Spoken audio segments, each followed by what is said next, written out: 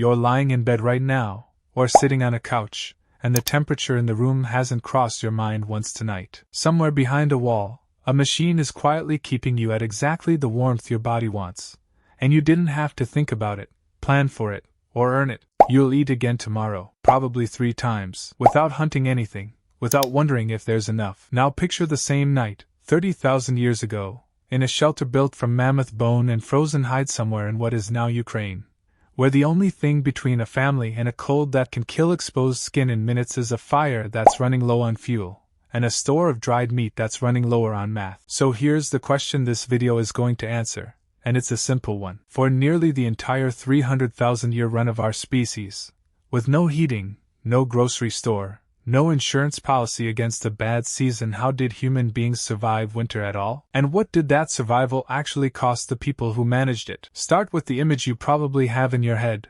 because it's wrong in a comforting way. Most of us picture ancient winter survival as some kind of rugged competence: furs, fires, quiet resilience, people gathering to tell stories while the storm rages harmlessly outside. It's the version that makes it into documentaries because it's the version we can watch without flinching. The real archaeological record tells a colder story. Paleodemographic studies of skeletal remains from Ice Age Europe, including work by archaeologist Eric Trinkaus on Upper Paleolithic populations, showed death rates spiking hard in late winter and early spring, right before new food became available and right after stored reserves ran out. Anthropologists call this window the hunger gap, and it shows up on every inhabited continent, in societies that never had contact with each other. That's not a coincidence. That's a deadline the human body enforces the same way everywhere, regardless of culture, language, or belief. Winter wasn't a season your ancestors got through. It was a filter, and a huge percentage of every generation simply didn't pass through it. Here's what nobody tells you about that filter, though it wasn't random. When food runs out on a fixed calendar, and everyone knows roughly how many weeks are left before the thaw, ancient people didn't just wait and hope. They calculated. And the calculations they made are the first dark method worth understanding, because it's the most quietly brutal one. Who eats, and how much? Anthropologists including Eric Alden Smith, along with researchers documenting historical Arctic groups like the Inuit and Yupik, have recorded something consistent across unconnected cultures during genuine famine-level scarcity. Food wasn't split equally. It couldn't be. Splitting it evenly meant everyone grew weaker together, and everyone risked dying. So allocation shifted toward the people whose survival gave the group the best odds: healthy adults of reproductive age, and especially skilled hunters, whose labor the entire community's future depended on. The very old and the very young were sometimes given less. Not out of cruelty, out of arithmetic. Think about that for a second. A decision that looks monstrous from your living room was, to the people making it, the only version of the math that let anyone survive at all. But rationing was only the first weapon winter used, and it wasn't always enough. Here's the part almost nobody wants to say out loud, because it sounds like it belongs in fiction instead of a peer-reviewed anthropology journal: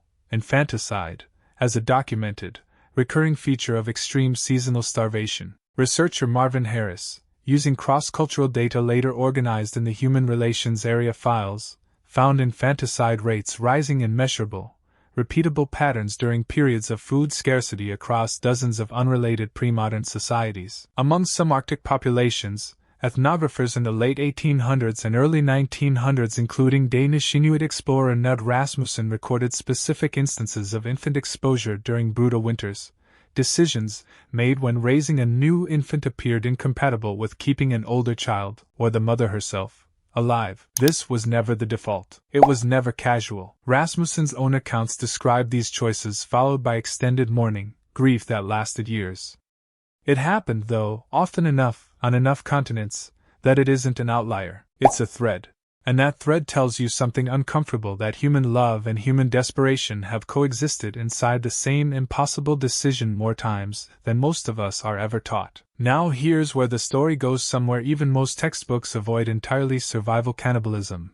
The narrow, specific practice of eating human remains purely to survive starvation, after death had already happened some other way. This isn't folklore. It's cut marks on bone. At Gough's Cave in England, Researcher Sylvia Bello and a team at the Natural History Museum London analyzed roughly 15,000-year-old human remains and found the exact same butchery patterns used on animal carcasses at the same site, bones deliberately cracked open for marrow, flesh removed with practiced, repeated motions. That's Upper Paleolithic evidence. Fast forward to something far more recent and far better documented: the Donner Party.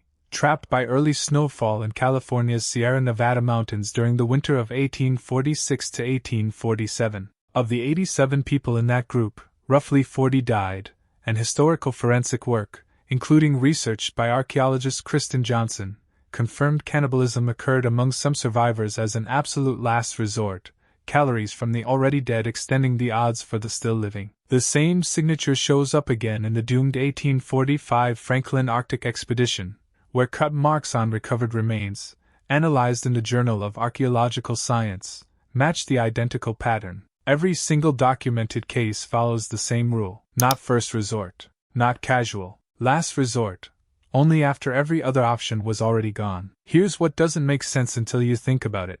Though these weren't primitive people making primitive choices, the same populations capable of this kind of desperate arithmetic were painting the walls of Chauvet Cave in France 36,000 years ago, and Lascaux 17,000 years ago, creating some of the most sophisticated symbolic art humans have ever produced. They buried their dead with ochre and ornaments. They had language, ritual, deep social bonds. The darkness wasn't a lack of humanity. It was humanity running headfirst into a world with zero margin for error, and finding out exactly what that costs. So if winter was this lethal, how did anyone survive it without resorting to the worst options? This is where the story flips. Because most winters, for most people, weren't apocalyptic, they were solved through genuinely brilliant engineering that gets far less attention than it deserves. Take the igloo, the classic Arctic snow shelter. Its curved dome shape, still studied by structural engineers today, distributes weight so efficiently that a structure built entirely from compacted snow can hold up a grown adult standing on its roof, while trapping body heat inside well enough to raise interior temperatures dozens of degrees above the deadly air outside. Or look at semi-subterranean pit houses used across Ice Age Europe and later by Arctic peoples, dug partly into the earth to use the ground itself as insulation, since soil a few feet down stays far warmer than open winter air. Add to that something even more fundamental: food preservation. Ancient communities developed sophisticated understanding of which foods stored longest through drying, smoking, and fat rendering, building autumn surplus specifically engineered to outlast the hunger gap. None of this made winter safe. It made winter survivable, which, when the alternative is starvation, is an entirely different kind of miracle. Now here's the twist that should genuinely stop you, because it reframes everything you've just heard. All of this, the triage, the desperate choices, the brilliant shelters, happened across more than 95% of the roughly 300,000-year history of Homo sapiens. Large-scale food storage tied to agriculture only became widespread in the last 10 to 12,000 years. Refrigeration is barely 150 years old. The idea of a global network that can move surplus food from a good harvest to a struggling region on the other side of the planet is a 20th century invention. The version of winter you live through, mildly annoying, solved by a thermostat and a grocery run, is not the human default.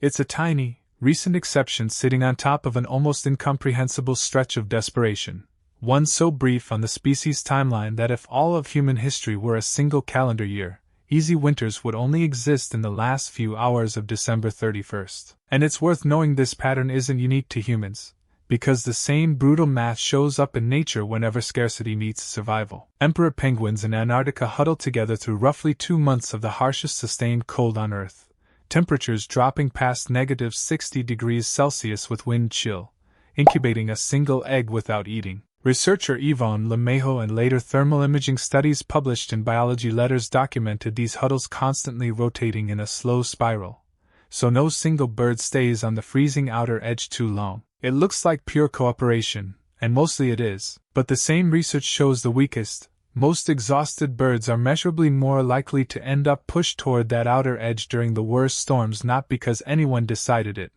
but because thousands of individually desperate movements, added together, produce winners and losers anyway. Different species, different continent, same underlying law. Scarcity doesn't need a villain to produce tragedy. It only needs not enough to go around. It's important to be honest about scale here, though, because shock value isn't the point. These darkest strategies, famine, triage, infanticide, survival, cannibalism, were documented, real, and recurring, but they were never the daily default. Most winters were managed through planning, cooperation, and remarkable engineering, not desperation. And this history isn't just grim trivia to file away. Food insecurity and the kind of extreme scarcity that forces impossible choices haven't vanished from the human experience.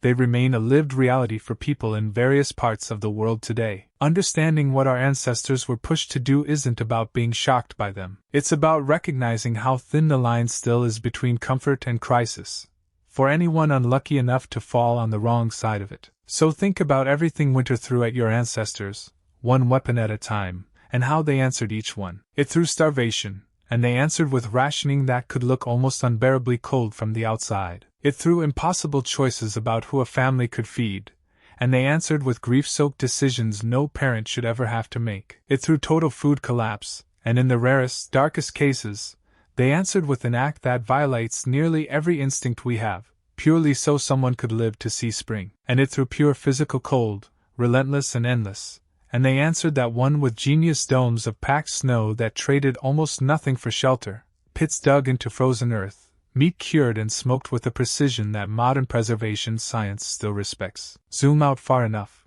and what you're really looking at isn't a horror story, it's a receipt. Every single one of your ancestors, going back 300,000 years, made it through enough winters to have a child who survived long enough to have another child, on an unbroken chain stretching all the way to you. Not most of them, all of them. One missed hunger gap, one wrong decision at the wrong moment, anywhere in that chain, and you simply wouldn't exist to be sitting here right now, warm, fed, mildly irritated by how early it gets dark in December. So tonight, when that heating system clicks on somewhere behind your wall without you even noticing, and you reach for food you didn't have to hunt, ration, or bury for later, understand what you're actually holding. It's not a convenience, it's the ending to a 300,000-year story that, for almost everyone who ever lived it, didn't end this easily. Your comfort isn't normal. It's the rarest winter your bloodline has ever survived.